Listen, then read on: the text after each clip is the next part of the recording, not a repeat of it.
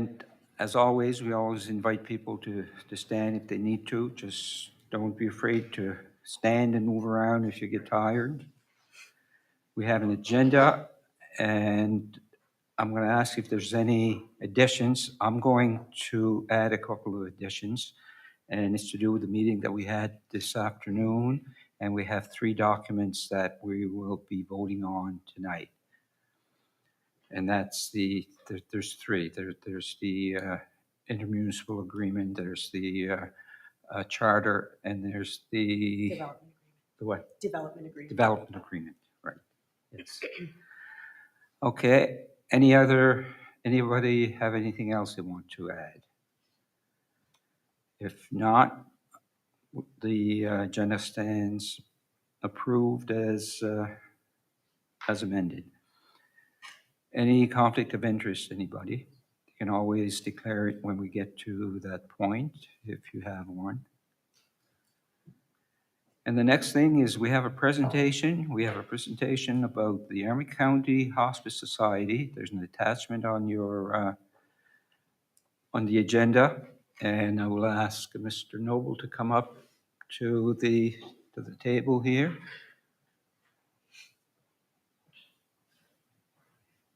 And I would ask you to turn your mic on.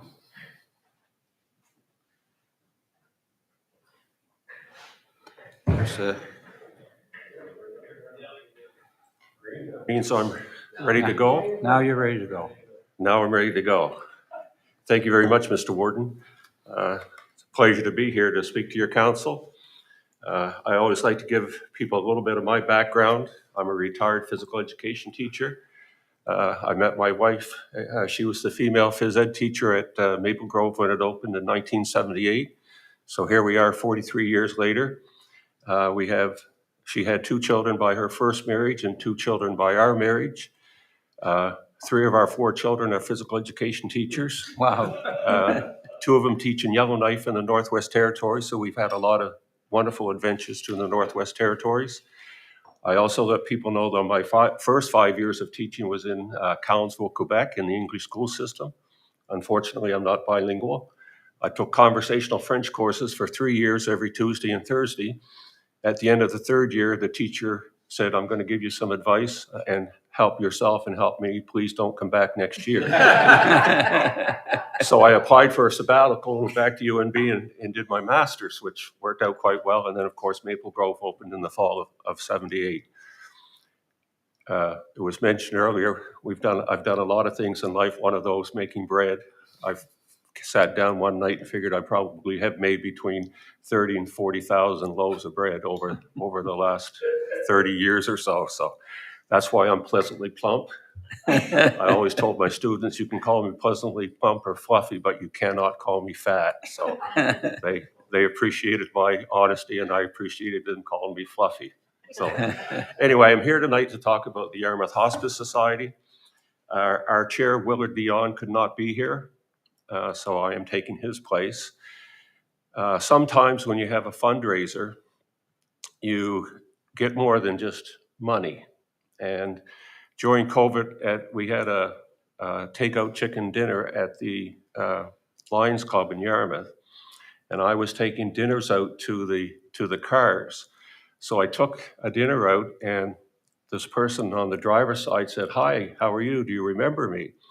And I said, "I do not remember your name, but I remember you were in Bridges' house at UNB the same time I was." So Willard and I go way back to university.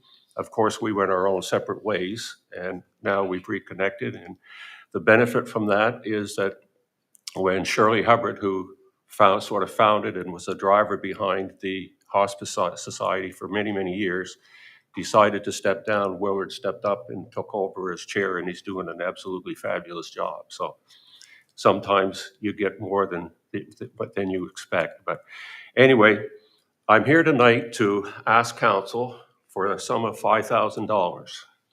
And we're asking each of the 3 councils in Yarmouth County to help us fund a cuddle bed. A cuddle bed is a little bed larger than a normal bed, and it allows a mother and daughter or husband and spouse to share the bed during visitation, etc. And we have to remember that hospice society, our beds are end-of-life beds. Sometimes it gets confused with palliative care. Palliative care usually is associated when somebody is determined to have a life-ending disease, but that disease may take many, many years to reach the point where we would call it end of life. Usually by our definition is that our hospice beds would be used when somebody was in what the medical profession would indicate would be 3 weeks or less left in their life. We fund 7 rooms. When I say we funded, we did all the renovations that were necessary for those 7 rooms. We provided smart TVs.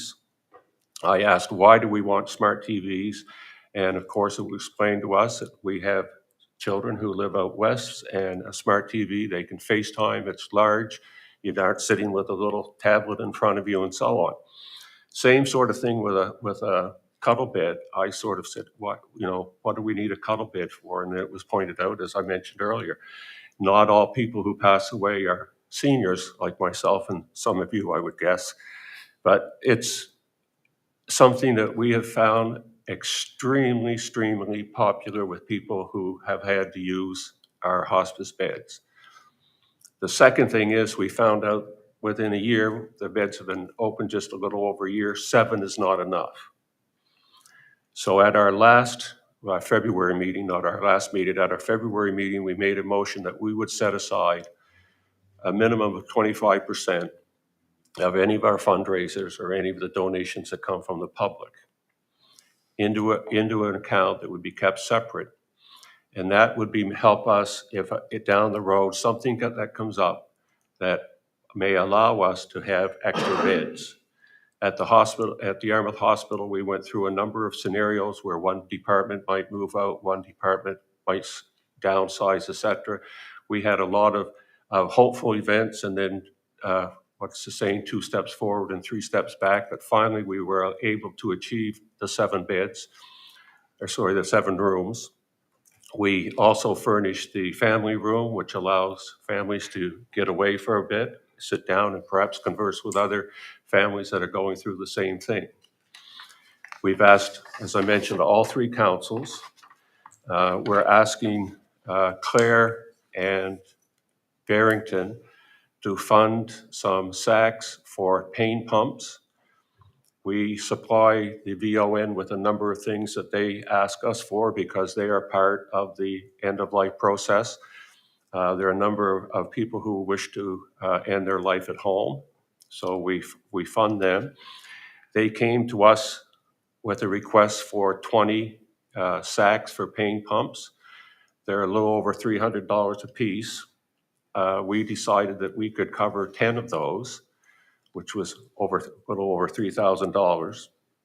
We are asking Clare and Barrington to come in and buy 5 each. It's the first time that we have not asked councils within Yarmouth County to help us in purchasing things. So we've asked technically all 5 councils now, not just the 3 in Yarmouth County. We may go back to them and ask for more if other things came up. We also funded for the VON a new mattress for their bed in their offices that they use quite a bit. It was down. It was about $1,000. Anybody who knows anything about healthcare knows that most things are extremely expensive. My older brother was fire chief in Elmsdale, and he came down and was at one of the lifestyle shows and ended up buying some of the jackets that you would wear out on the street, like directing traffic and stuff from Vernon Dion at about a third, maybe a little more than a third of what he can buy it out of a fireman's magazine and so on. So we recognize that things are extremely expensive. We recognize that councils are asked for money on many occasions, but we think we have a legitimate reason. We've received funding for one of the beds from the Hospital Foundation. We had, during our renovations, we had $20,000 set aside for education of staff, etc. We found out in the meantime that that education of staff should be covered and is mostly covered by the hospital, etc. We have helped some people attend conferences and so on.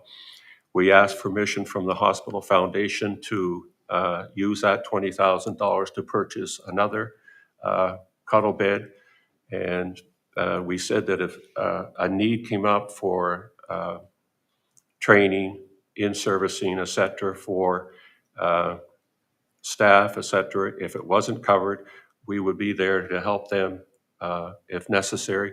But we thought the $20,000 could be spent to buy a cuddle bed now, and we would look after things in the future. So this would be our third cuddle bed, and it, as I mentioned earlier, they are a blessing. Everybody, as I said, everybody who has used them, the rooms with them, say they're absolutely fantastic, etc. So I could go into other detail, but I'd be willing to try to answer any questions that you might have.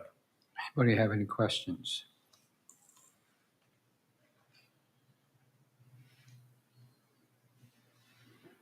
Councillor Digdon.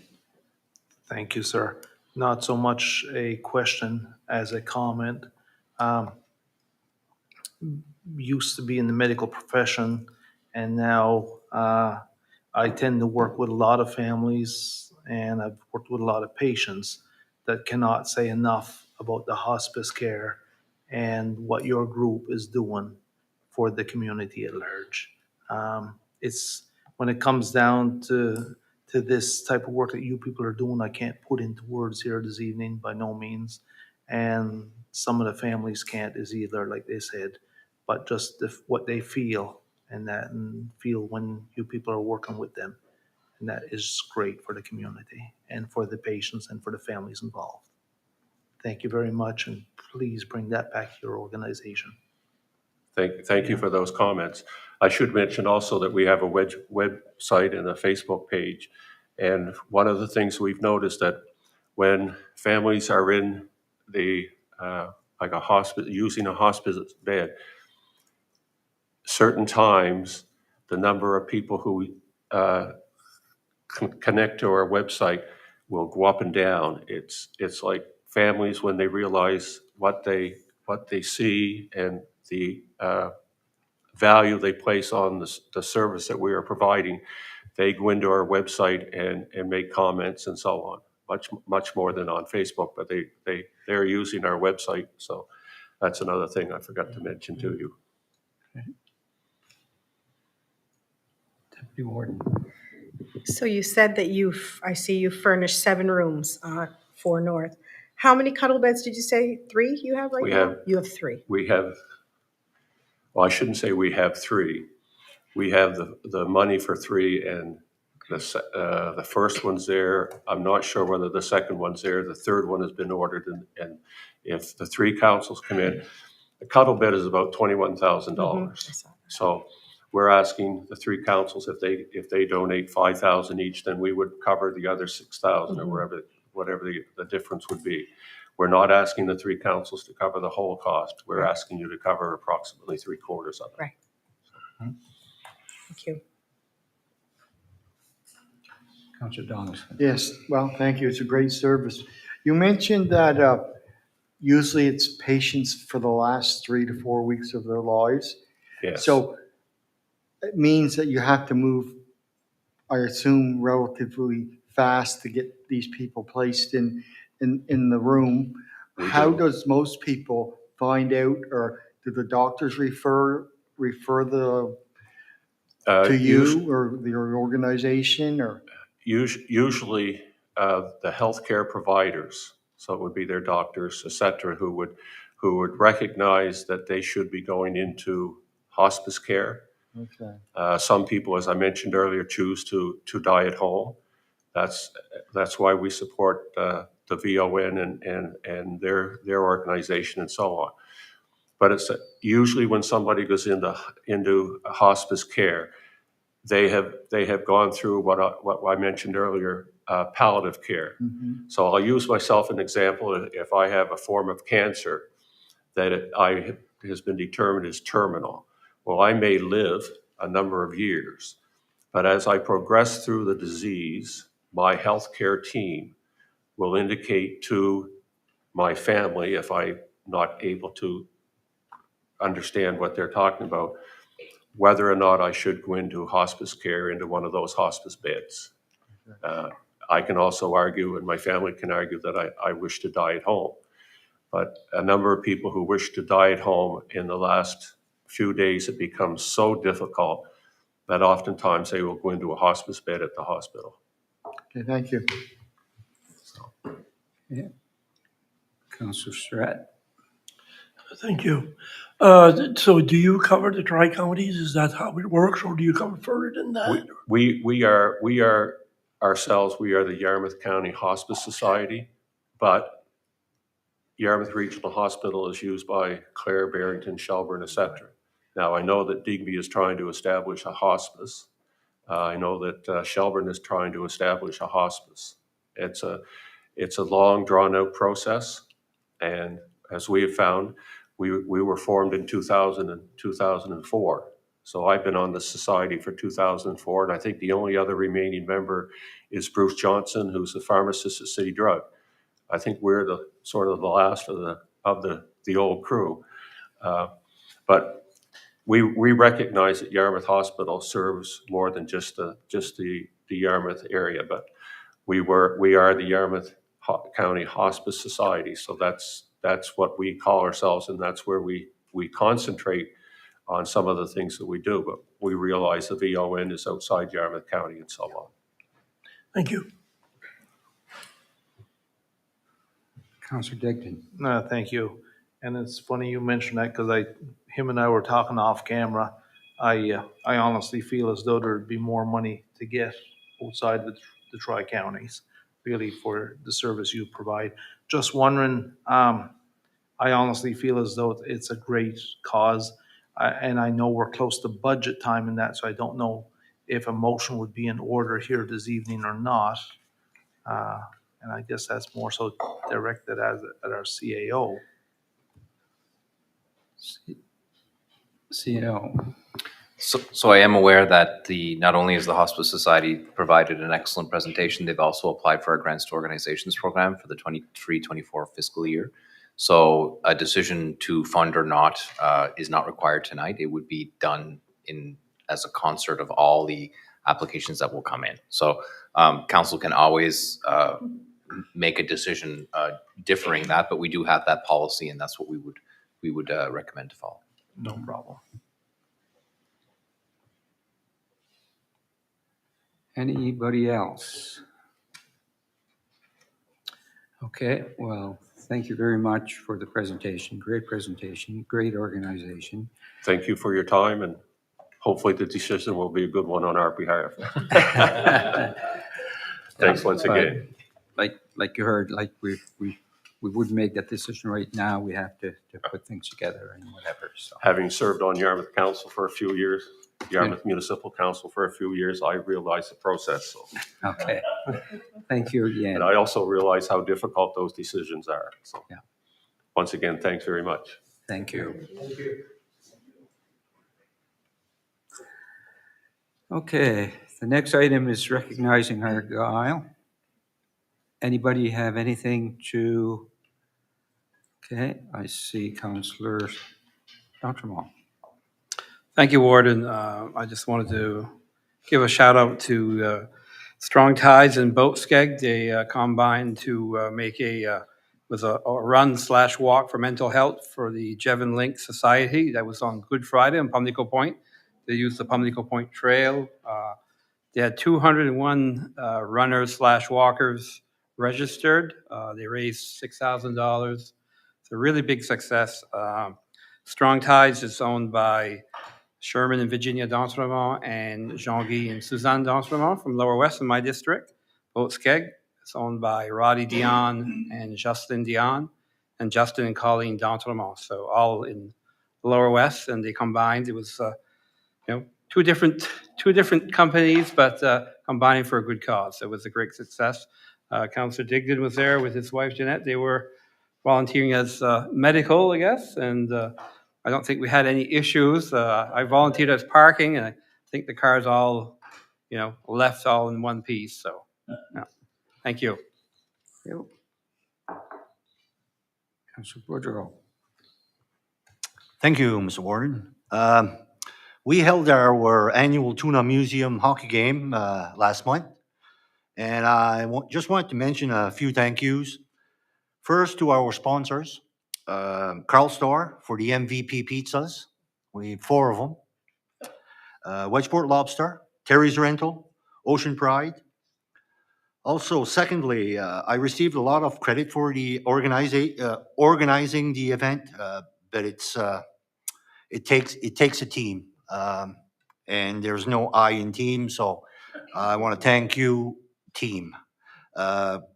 Thank you to Helen and Franklin, Josh Foot, Gilles LeBlanc, referee Brandon Trask, and of course the players and the fans. Total of amount raised was $1,700. Yeah. Okay. Yeah. Thank you. Councillor Surratt. Yes, thank you, Mr. Chair. Just to shout out for Islands and District Volunteer Fire Department. We're having a Rumpy Pie sale this coming Saturday, the 15th of April. It starts at 9 a.m. and we're going to be passing, volunteers will be passing door to door, $8 per piece of Rumpy Pie. So please support us. Thank you. Thank you. Councillor Donaldson. Very short. Just like to congratulate Daryl LeBlanc as being chosen as a provincial volunteer this year for the municipality of Argyle. He graciously accepted. And just to let people know that the Buptic Festival is going on strong. The committee is stronger than ever. They're doing their planning, and it's good to see because I think we're around 35 years now. I've thought it would fizzle out after a while, but it seems to be getting stronger. I think the more food events they put into it, the better it gets. So that's what makes it work, I guess. Okay, thank you. Anybody else? Seeing no one else, we'll continue. The next thing is adoption of minutes, March 30th, the special council meeting minutes. Any errors or omissions? Hearing none, minutes stand approved as presented. March 30th, the executive council meeting minutes. Any errors or omissions in that one? Seeing no one stepping up, the minutes stand approved as presented. So we are at the appointment of auditors. So there's an attachment, and we have Grant Thornton we've used for the past number of years. So I'd like to make the motion that we approve the firm of Grant Thornton LLP as auditors for the municipality of the District of Argyle for the fiscal year of 2023, 2024. seconded by Councillor Sonia. All in favor, or are there any discussions, I guess? Seeing none, all in favor signify by saying aye. Aye. Contrary minded, carried. The next one is appointment of officers, and we have Remo Coordinator Shane Strong, Remo Assistant Coordinator Max Stuhlberger, Building Officials Renee Jedry, John Sullivan, and Francois Legrandier. Development Officers Renee Jedry, John Sullivan, and Francois Legrandier. Bylaw Enforcement Mitch Coburn and Francois Legrandier. Fire Inspector Mitch Coburn and Francois Legrandier. Dog Control SPCA Nova Scotia. So we need a motion for that. Moved by Councillor Surratt, seconded by Councillor Bork. Any discussion? Seeing none, all in favor signify by saying aye. Aye. Contrary minded, carried. Appointment of solicitors. Again, we've used, the council approved the firm, Dotremont Boudreau Solicitors. We've had them for a number of years, and I guess we need a motion. And I see Councillor So move. moved And by also, Councillor yep. Dickton to get, okay. Uh, Do we do them as one motion? Looks like There's two motions there, Or I'd do we say. do two motions? I was wondering. I the guess same we can thing. do two motions. Okay, so this one, you're moving the For Boudreau. Dotremont Boudreau. Dotremont Boudreau, and it's been seconded. All in favor, signify by saying aye. Aye. Contrary minded, carried. The next one is the council approve the firm Cox and Palmer as subcontracted solicitors for specialized services for the municipality of District of Argyle for the fiscal year 2023, 2024. Moved by Councillor Bork, seconded by Councillor Dotremont. All in favor, signify by saying aye. Aye. Contrary minded, carried. NSFM and FCM, again, these are two organizations that we've been members for since I've been here, and probably long before that. So the council approved its membership to NSFM and FCM for 2023, 2024. Moved by Councillor Sonia, seconded by Deputy Warden. All in favor, signify by saying aye. Aye. Contrary minded, carried. Next is my report. Oh, I guess CEO wanted to. This is just on the NSFM and FCM approval. I realize it's often a formality every year and to be members of these two organizations. And I just want to say I was a former member of the NSFM, board member, because I was the president of the AMA. So I got to see differently what the NSFM does. And at the time that I was there, COVID occurred. And some of you remember that there was safe restart funding that came through to each municipality. So when somebody says to me personally, what's the benefit of the membership of the NSFM? I like to say that I have 67 million reasons why we should continue, because they were successful in negotiating $67 million in safe restart funding for Nova Scotia. We were the first province in the nation to get that kind of funding. Others did, but it was thanks to the work of the NSFM that we got that kind of funding provincially. Our portion of that is obviously a lot less. A good chunk of that, probably more than half, went to HRM because it was for transit and all those things, because you know what happened with COVID. But I'd like to remind council of sometimes advocacy works and sometimes it doesn't. And they advocated for this and it was a big win. So that's all. It sounded political. I apologize, but maybe my NSFM former board member hat was on when I said that. Thank you. The next is the warden's report. Are there any questions, or it's attached? Committee reports, substance use awareness project. Any?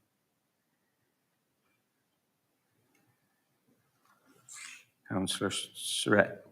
Yes, it used to be called MAP, Municipal Alcohol Project, but because there's cannabis and everything involved and all kinds of stuff, the name has been changed just a couple of months ago.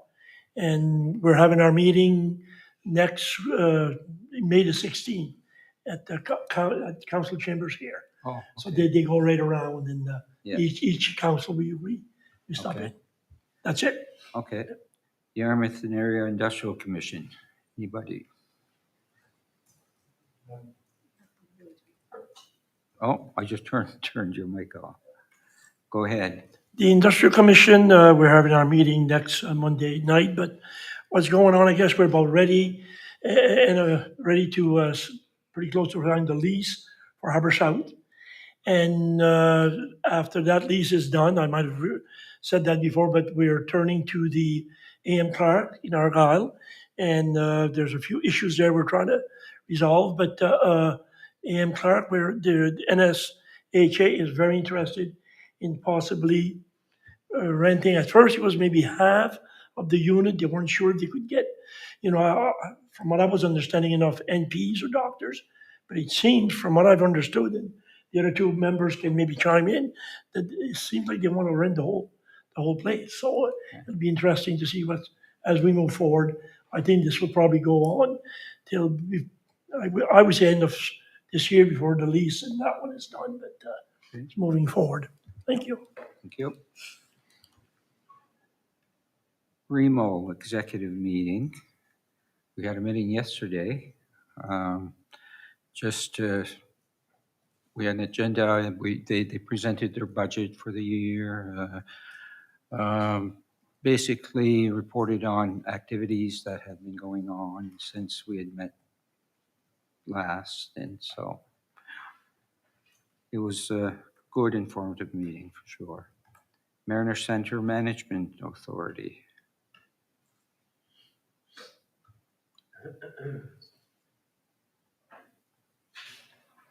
Councillor Digdon. There hasn't not a whole lot to report since our last meeting. We've have agreements with our manager, so he'll be with us for quite a while. Mhm. If all goes good and things are going well, and everybody's just looking now towards the expansion and what's going to go on there, and how the meetings, how the committees are going to work from there and that. But Yeah. everything's going well. Yep, Yep, thank thank you. you. The Mariner Center Expansion Steering Committee, it's now called a little different than that, but Right, it's, this will be the last time you'll see that on the agenda because that committee is now fizzled out yeah. because our mandate has been met, so that one will be done. From there, what we did, it's not on here, but is it okay if I talk about the new committee? Is that okay? Yes. So we've selected the members of the Mariner Center Expansion Board, so I was voted as chair of that committee, and Gil Dares is our vice chair for that committee as well. So right now, what we're doing, we had a meeting a week and a half, maybe 2 weeks ago, and we are looking to find our community rep. So we have kind of CAO Muse has helped with a kind of a job description that we will be putting out so that people can apply to be the community rep for that committee. The other thing that we have to really consider and we're looking at right now is a communication strategy. So we've asked the town of Yarmouth and the municipality of Yarmouth, because they have communications people, and if we can lean on them for their services, and they have agreed to do so. So that strategy will be implemented because part of our committee, part of our job is communications and making sure that not only you get the information, but that public gets the information and that it's consistent for everybody. So those were probably the two biggest things for that. Yep. Okay, Thank you.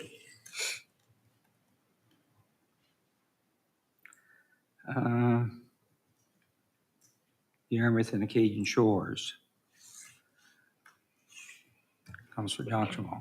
Thank you. I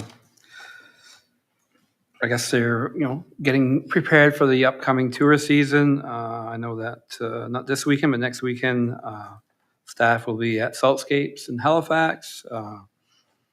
We are also looking for a consultant to work on room levy rates and all that. So that'll be something that'll be coming up. I think it's time, and it's important to set these rates and for future of tourism and for funding. So that'll be an interesting. I think it'll be interesting to see how all that all plays out. But that'll be upcoming. Thank you.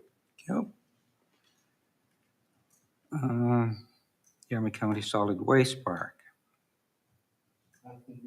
Nothing new. Okay. Yarmouth International Airport. Councillor Surratt.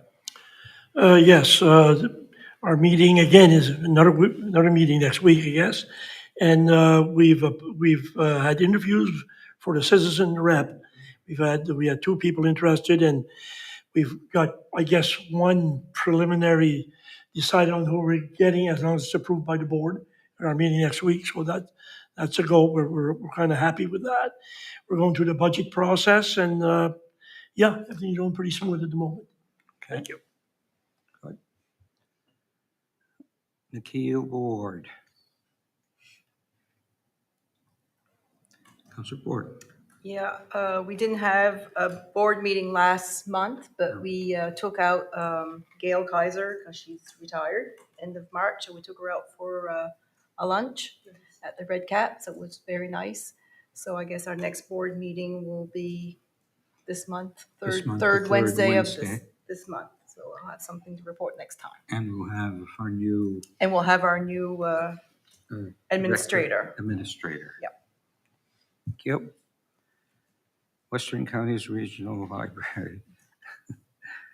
It's you again. Go It's ahead. me. There's nothing really to report on that. It's just day to day. We met this afternoon, the Audit Risk Finance Committee meeting, and we met with Perkin and White, and we went over the planning of their audit. So we'll be meeting back on June the 1st to go over the audit if available. So that's where we are with that. Okay, thank you. The Ren Liaison and Oversight Committee. Councillor Surratt. There's nothing to report really. Our next meeting probably going to be June. So yeah, so we've last met in February. So Good, thank you. Thank you. Argyle Recreation Commission. Thank you. We have a meeting coming up, but just as Councillor Donaldson already mentioned, that our volunteers, I think everybody's been chosen as far as I know for each district, so that'll start appearing on social media quite soon. Probably Monday. Yeah.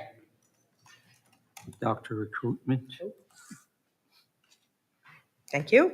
Doctor recruitment, I couldn't remember if we had a meeting or not, but we did, but I think I already mentioned at the last meeting, because we had sent a letter to the community navigator that she is getting another position. So other than that, the work is ongoing. It hasn't stopped. It's just we're still looking for the position, somebody to take her To position. fill the position. Yeah. Okay, thank you. Waste check. Nothing to report. Sewer committees, Tuscan, Wedgeport, West Pubnico, and this is, go ahead, Councillor Dottimo. Well, I guess West Pubnico, we're having our annual meeting. I guess I'll call it annual meeting because we usually only have one on April 18th. So that'll be all budget and all that stuff. So Okay. I haven't seen anything yet for the Tuscan, but I'm sure it's going to be shortly as well, so.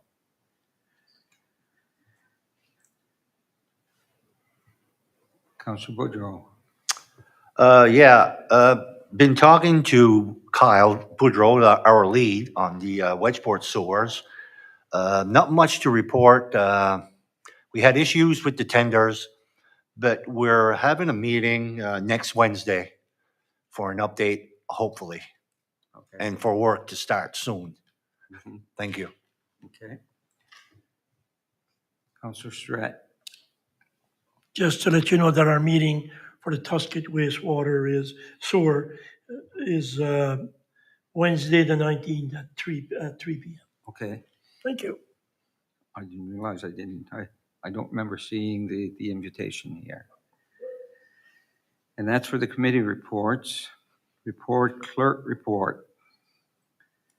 And that would go to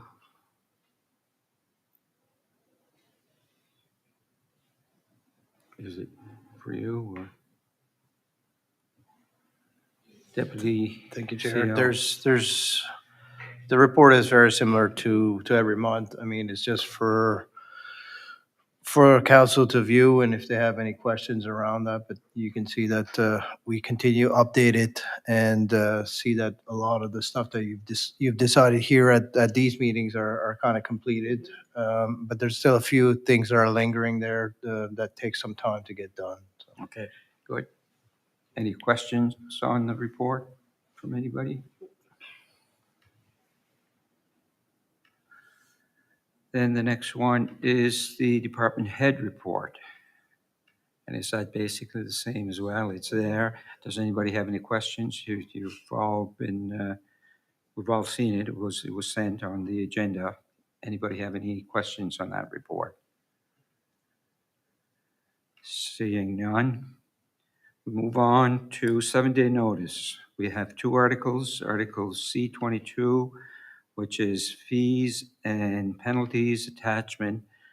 And I want to go to Counselor Digdon. No, thank you. I was just looking at 13C, the building permit report. I don't know I if wanted to say, I don't know if the other people have an attachment, but I don't have one. It says No. pending attachment, but. no, it hasn't been attached because then I meant to do that. I didn't mean to skip it. The person that does that is on course, I do believe, right now, and he hasn't had the opportunity to put it in here for this month. So Okay, yeah, no problem. I just Yeah. didn't know if other people Yeah, had it and, I skipped it, but I meant to say that before I went on. Sorry. We'll have it next meeting. Yeah. So fees and penalties, this is a seven-day notice for this. It's changes to some of the fees, and I believe we've discussed this before. Maybe we haven't come up with what the fees are going to be. The new fees are all listed there in red. So it's there. If there's any questions, if there's any comments, I see our CAO. I just want to let you all know as council that the fees that are proposed here, first of all, our fees, most of the changes are here on building permit and development agreement fees, some of which have been authorized through the land use bylaw amendments that you would have been a part of. But the building permit fees is something that we can set on our own. And they have not changed in 20 years. So it was probably time to blow the dust off of these. So the information that you have there was carefully scrutinized by Renee, our Director of Predictive Services, and doing a comparison of the region, in particular rurals of similar size across the province. So it has been informed by a lot of what is happening here, but it's also the fees also understand that some of those fees haven't changed in a long time either. So there was a bit of a modernization, kind of an anticipation here in the fee setting. This is a policy, so as you know, it can change with 7 days notice. So I'm not particularly concerned about getting into the nitty gritty of these fees at this time. If you're not prepared to do so, you don't have to. These can always change in the future. This will produce additional revenue for the municipality, but justifiably so, because it's those that are actually using the service that will be charged the market rate. If you don't charge the market rate, then everybody pays for that service, not just those that are getting it directly. Any questions? No questions or comments? So we need a motion to approve no. No, there's nothing here, just 7-day notice. And we have another one, 7-day notice for substance abuse, and that's an attachment. And I think that's a new policy, Article P. Oh, I see Councillor Saunier. Thank you, Warden. I read through this and it kind of is akin to the code of conduct policy, a lot of this. And especially reading the last one, I find a little bit conflicting. It says engaging in illegal activities, for example, selling drugs or alcohol while on a municipal property. Is that limited to the municipal property? I'm guessing that on the code of conduct, we are supposed to be up and up, whether we're on the municipal property or not. So I just need some clarification on that. Is that? Is there a response to that?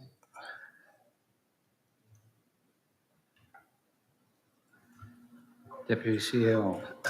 Thank you for the question. And I'll try to do my best to try to clarify, but you're right. I mean, every employee needs to be held at a certain standard, and selling stuff outside of the work area would still be an issue. So, but we're trying to kind of mitigate what happens here. You're hoping that people will do the right thing outside of the work environment. But this kind of policy just kind of talks about here for now. So. So what you're saying, you've got control here, but very little control outside. Yeah, well, we don't monitor our employees 24/7. What they do outside of here is difficult to monitor. I mean, should somebody say that, one of our employees is doing that, we'd probably consider that and investigate and see what's going on. But for now, this policy kind of helps us here. Okay. Yeah, it's hard to control what they do on their own time Hmm. as well, so. Any other questions? Seeing none. Where Article 15, and it's for decision. Now these, the second reading, land use bylaw, amendments, wind development. This, we had discussed this at the last meeting, but it never got, because we weren't online, we did not deal with it, saying that we would defer it to this meeting. So I guess if we are ready, then this one here can be voted on, for sure. Move, okay, it's moved by Councillor Donaldson, seconded by Councillor Bork. Any discussion? On the discussion part of it, was there any, Can you put your, anything come in from our last meeting? can you put your, Was there any comments, suggestions, or anything come in from the public after they had a chance to watch it on Facebook? nothing came. I So- checked on that this afternoon to see, to make sure. And there was no responses at all on this since we've posted it on our website. This has taken a while and it's been thoroughly trashed out, so I think it's about time we do pass it. So it's been moved and seconded. Any discussion or questions? Seeing none, all in favor signify by saying aye. Aye. Contrary minded, carried. The next one is a repeal. We dealt with this at the last meeting, property tax financial policy, and this had to do with the COVID, which we don't need that policy anymore. So we need a motion to repeal this one. So moved. Moved by Deputy Warden, seconded by Councillor Boudreau. Any questions or comments? Seeing none, all in favor signify by saying aye. Aye. Contrary minded, carried. The next one is the repeal for the tent rental policy. Again, we discussed that for the reason why we're doing that. It's kind of reached the end of its life, and it's getting to the point where you can hardly put it up anymore. It's had its good days, I guess. Moved by Councillor Surratt, seconded by Councillor D'Entremont. Questions or comments? All in favor signify by saying aye. Aye. Contrary minded, carried. The next one, Article C20, C&D landfill, and this has to do, again, we discussed this, and it has to do with the site in West Pubnico. And I guess we need a motion here as well. Okay, moved by Councillor Bork, seconded by Councillor Dickton. Any discussion or comments? All in favor signify by saying aye. Aye. Contrary minded, carried. Next one is Article P40, nepotism, and there's an attachment. This was discussed again last time. So are there any questions or comments on this one? Councillor Saunier. Thank you. I had brought up a CEO hiring family, and I kind of against it at the time. And the more thought I've given that, I try to put myself in the CEO's shoes, and Lord knows they're too big for me. I would trip at every step. Anyhow, irregardless that the family member reports to the committee head, I guess, or the if the seriousness warrants the person to be fired or one of the persons to be fired, that would involve the CEO directly. So, for instance, if you hire your mother and she has an argument with one of her co-workers and you fire your mother, well, she's going to be forever after you. If you fire the other person, there's going to be, public's going to say he's favoring his mother. So I think it's problematic.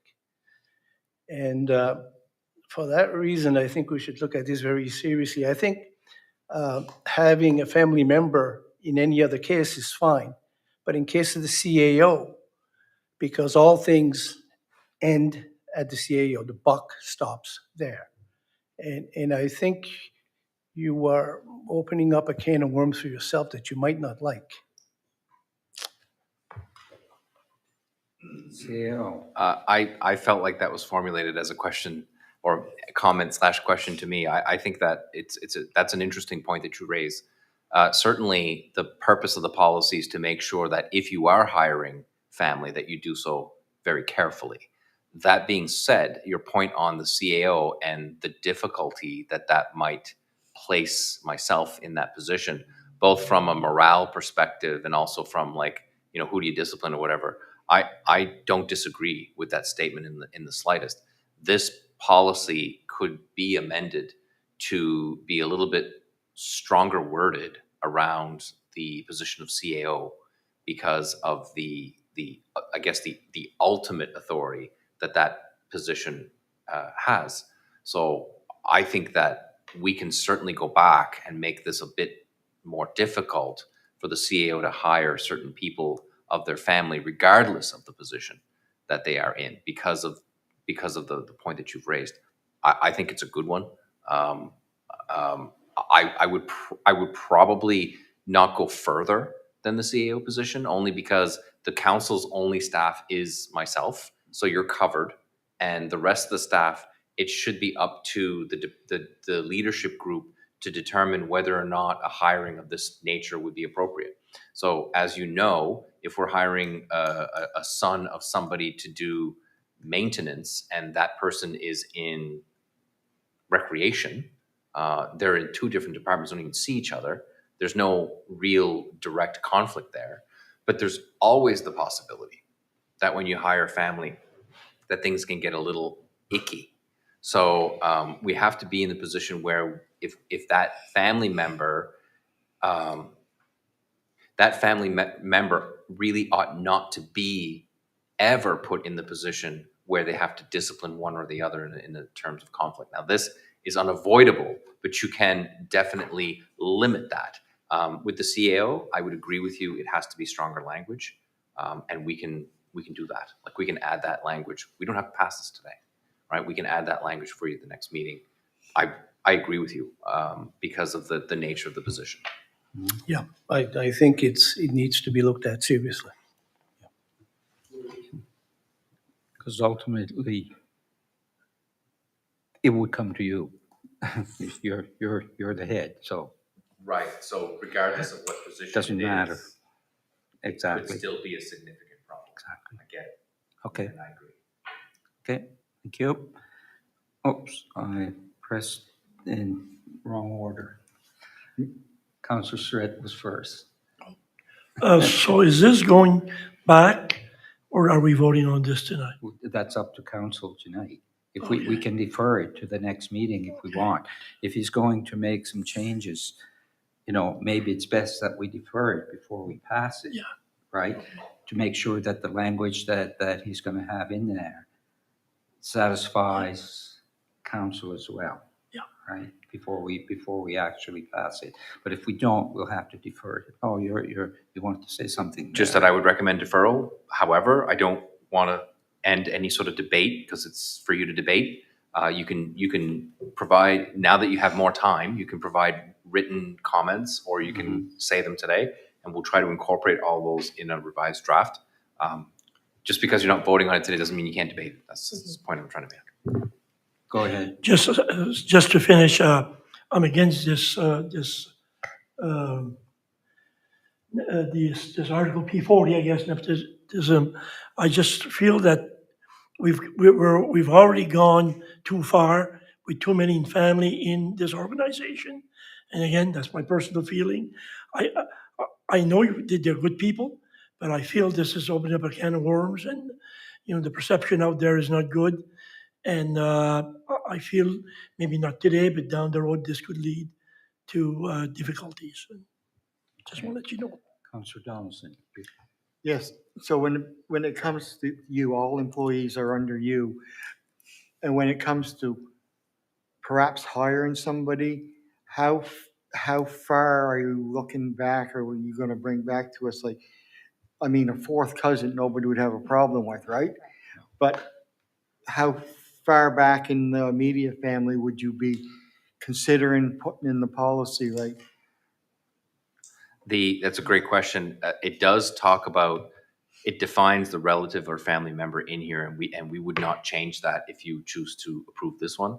Son, daughter, father, mother, brother, sister, counselor, of a counselor or a staff member. okay, So well, that counselor one's a little iffy.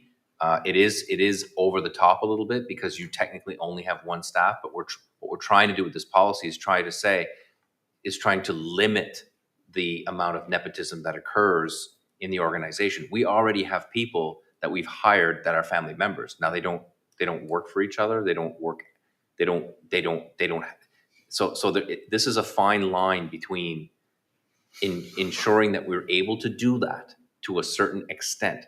Because if we can't do that, then we are actually contrary to the Canadian Constitution Bill of Rights, which actually speaks to discrimination based on certain, race, gender, family, whatever. There's a definition around what discrimination might be. And so if we're discriminating based only on that type of relationship without actually considering other things, we might not have a good policy. So that's the reason. I think that I take Councillor Surratt's point, is that there might be some understanding or criticism of the way that things are handled here. And I'm happy to change this policy in a way that would satisfy this council. However, not having a policy means that I can hire anybody I want. And I don't want that. I want to actually protect you and the municipality. So the policy itself, you might not like the content, and I'm more than happy to work with any of you individually or together to change the content such that you're satisfied. Does it have to be stronger? Is that what Councillor Surratt is suggesting? We're open to that. But there are existing people now that we have to consider that if we change the policy, what does that mean for those that are currently hired? And do they now fall offside of a stringent policy around nepotism? And what have you done to me, essentially, around what I have to do with existing staff? So all of those things we can work on, but it sounds like we got more work to do. yeah, I was thinking more in line on Ted's train of thought, like aunts, uncles, nieces, nephews, and first cousins, right? I mean, you're not going to. Would you be showing discrimination if you ruled them out? Thank you. That's the question I had. All right. The policy says who family members are, and those that you just mentioned would not be considered family members in definition. So there is a line. But So if there it's a is a lot of nephew- times when there's close relationships between two people, and if you're the person in authority, you still may show You're favoritism to, we'll say your favorite cousin was hired. correct. So where it's specifically excluded from the definition of family member, there is another line that's called social relationship. So that means a connection or interaction that exists between people who have recurring interactions that are perceived by the participants to have personal meaning. So that could be my best friend, right? So I'm hiring my best friend. That he's not related or she is not related to me, but there is a social relationship with that friend. I see them all the time. So the perception would be that there's a connection. So the policy does try to approach this, but I'm here to tell you right now that if this is solely in the power of the CAO to decide, then the CAO can decide that there isn't a social relationship. That's a problem, right? Because others might perceive them to be a social relationship, and there has to be one. Right? So there might be a perception of a social relationship. People that work together are colleagues and also friends. but just because they're friends doesn't mean they have a social relationship, right? They may not see each other outside of work. So there's all sorts of those things that factor in, and unfortunately can get kind of gooey. The problem I have as CAO is I have 7,000 people in the municipality to hire from. And if you look at the county, it might be 23, 24,000. Surely you're going to have people that apply that are related. And so that's like, how do we do that well? And what I'm hearing is you're not comfortable yet with the way it's written. So we need to go back to it, but we do need to get a policy in, because if we don't, Yeah. I can hire my mother and promote her. I don't think she wants to be employed, but that's the risk that we now have, unfortunately. I'll be in favor of the policy when you come back with the immediate relations or family members that are excluded. So, And maybe this one requires a bit of a working group, before a meeting, like an hour before the meeting, just work out some things, like just be a little bit more well, with this open. community this size, I mean, you can't get away from it totally. Like, No. And at the Guy's point, like, I understand what he's saying too, but where would you find the employees if you eliminated so many, right? From even applying? We have hired siblings that don't report to each other, but they have dealings, but they don't report to each other. Age gap rather large, not a huge social relationship, but they're brother and sister. Each of which that applied for the job was by far the best candidate, like by far. So the issue I have is, do I have to ignore that really, really good person because of this relationship? That's the issue, right? So we do have other connections, like cousins and stuff, but they don't work with each other. They, like, one works off-site. Yep. So there are instances where brothers and sisters have been hired at the municipality of Argyle under the condition that they were A, the best candidate, and B, nobody that was related to that person was involved in the process from start to finish, and including discipline, termination, etc. So they're not involved. So that is what this policy is trying to do. Is trying to say, look, if you've got an issue, if it's an issue, if that person works for me, they're not interviewed. It's over. It's done, because this policy says so. If they don't, then you have to go through a process and say, is this going to be a conflict? And that has to be done with the leadership team. It can't just be done by one person. I don't think we're there yet, honestly. I think we have work to do.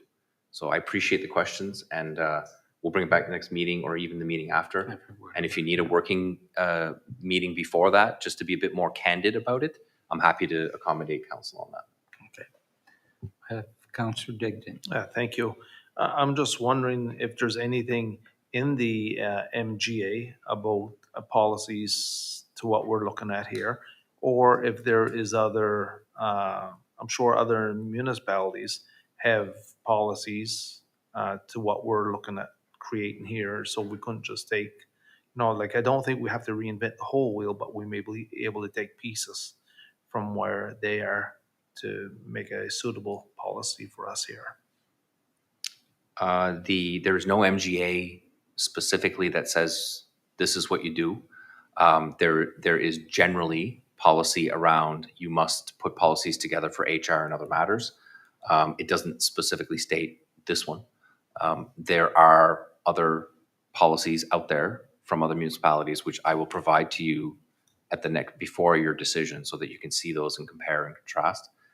This comes with the support of a third-party HR firm, that they designate certain policies. So this comes from their firm. So it's been vetted by solicitors. So it does have credibility, but it doesn't mean it's completely focused on what we're trying to do here.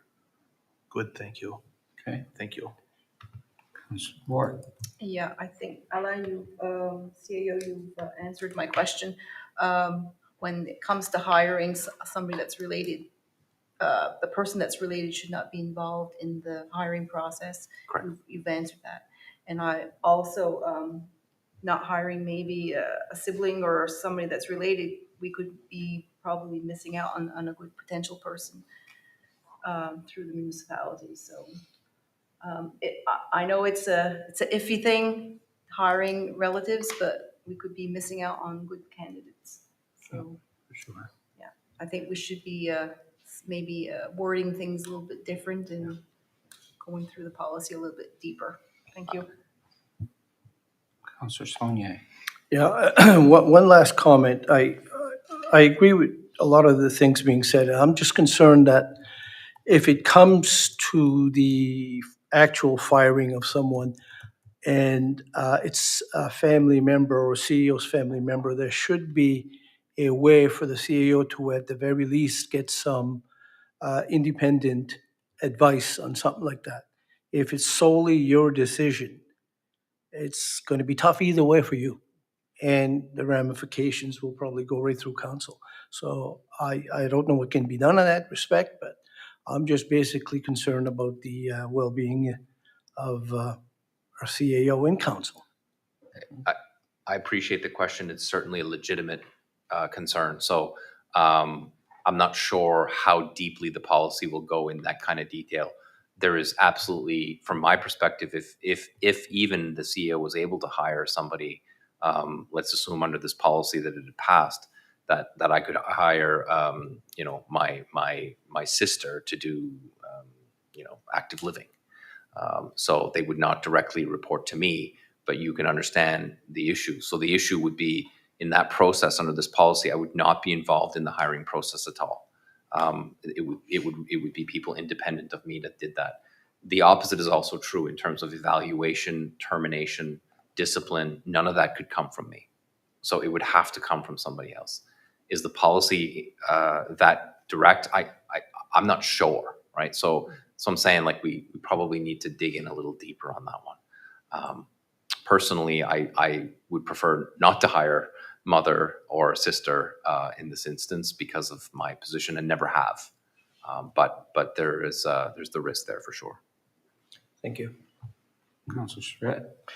Thank you, Mr. Chair, for giving me the opportunity again. I guess where I'm coming from, and it's purely it's not come from our residents, it's myself. Where we're a public institution, I don't want people to be saying out there, if you have family, you can get a job there. Yeah. Kind of favoritism. That's what I don't, that's where I'm coming from. And that's the only thing. And how do you cure that? Well, it's not in the policy, and I know that's my position. That's the only thing. Thank you. As an administrator trying to administer the policy, I could not agree with you more. Yeah. I think we're on the same page. It's just a matter of amending the policy such that it speaks to us. Thank you. Anybody else? So I guess it's up to council if they want to defer this, I guess. And from what I understand seems to be the best thing to do right now before we get, until we get something that we can agree with or whatever, So we need a motion to defer. So moved. Second. Moved by Deputy Warden, seconded by Councillor Bork. All in favor?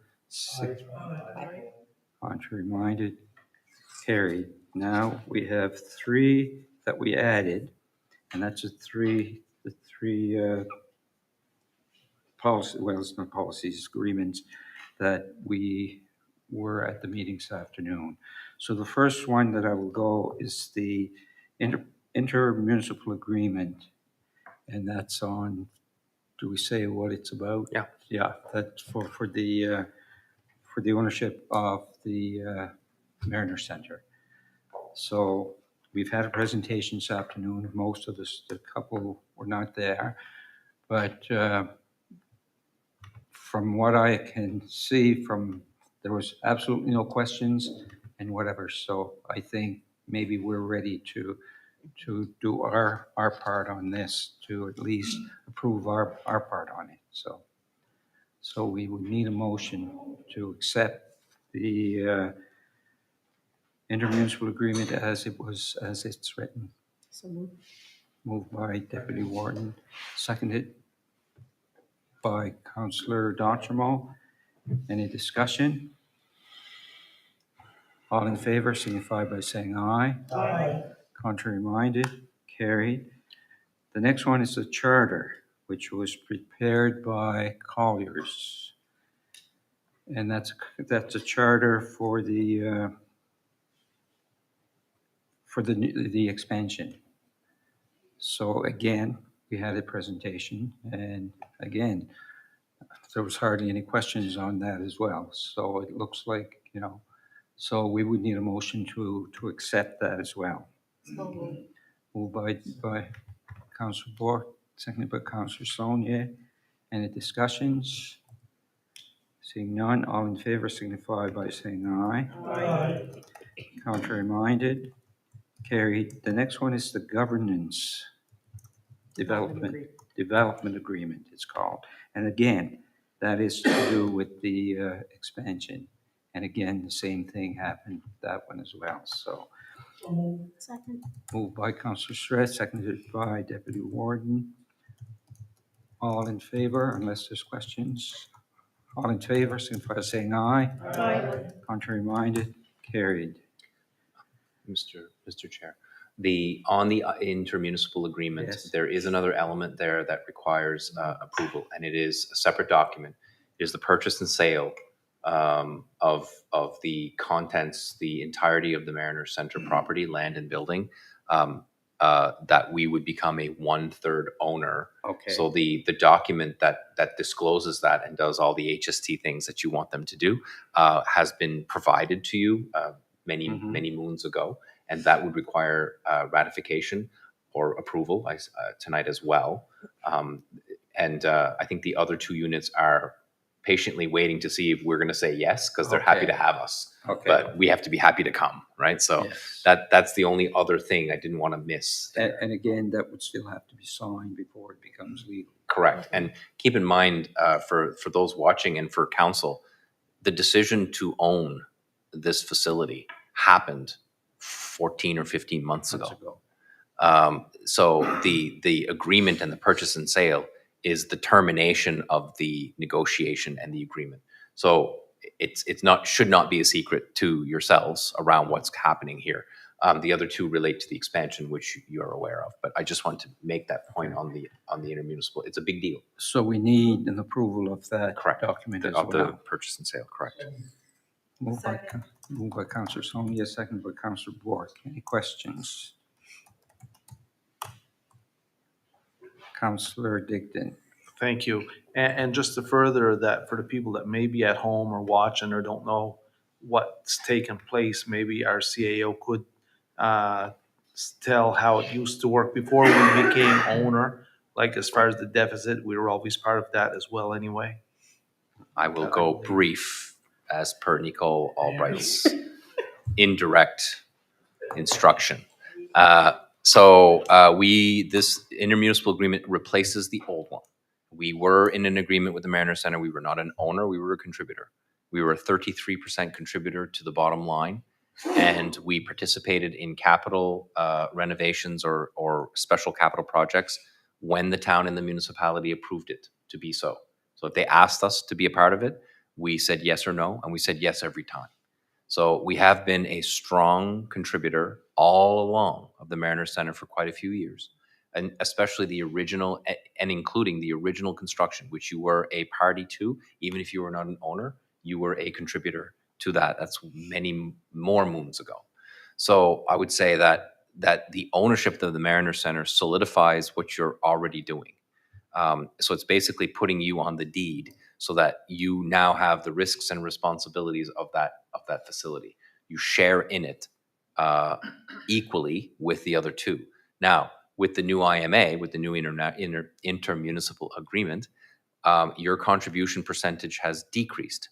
It was 33% and a third. Now it is 30.67. So that was a reflection of negotiations that happened over a year ago. That was mostly political or somewhat political, and mostly CAOs negotiating. So you brought us to the end brought us to the finish line on that percentage. So that's the quick and dirty history of the Mariner Center. The only other couple things that I would say is that you are at least a 35, if not a 40% participant. And when I say you, I mean the municipality. The municipal residents are a strong supporter of the Mariner Center. You look at Yarmouth Minor hockey numbers, it's 40% Argyle. Even if we're at 30.67, our participation is strong. And so, and in other ways as well. I mean, minor hockey is just one of many ways that you utilize the facility. And I used to be a user. I was an avid user myself. So that's a bit of the history there. I'm hoping that clarifies things a bit. Okay, thank you. Okay, the next thing, correspondence, NSFM. Oh, we didn't vote. Okay. I thought oh, right, For the purchase. on the last part. So all in favor, signify by saying aye. Aye. Contrary minded, carried. That's right. We didn't vote on that one. Correspondence, NSFM memos, we have March 20th, March 27th, April 3rd, and April 11th. Yarmouth County Trail Development Association. Yarmouth Seaport nominations. Municipality of Barrington Land Use Bylaw changes, agricultural uses. And there's attachments to all of these.